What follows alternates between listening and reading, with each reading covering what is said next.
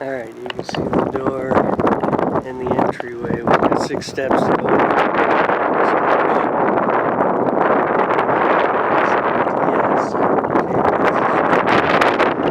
And if we just kind of go along here, the wind's blowing, so we've got a nice big set of compartments all the way along. We've got this TV here. We've got a switch here for extra LED lights mounted up underneath the slide out, so that makes it just super cool in the evening. Nice big set of wheels. The bedroom slide out, as you can see, propane tank, the water cabinet, another cabinet here.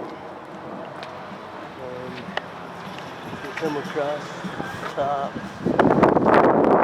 See that?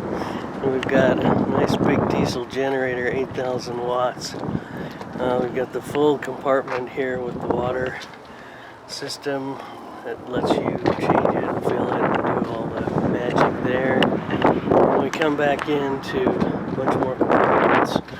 This has got the electric winder on it and a built-in hardwired power surge protector on it, cord winder like I said, and then all these cabinets, nice big cabinets, and they all just open up over the top so you can put tables and chairs and everything else in it.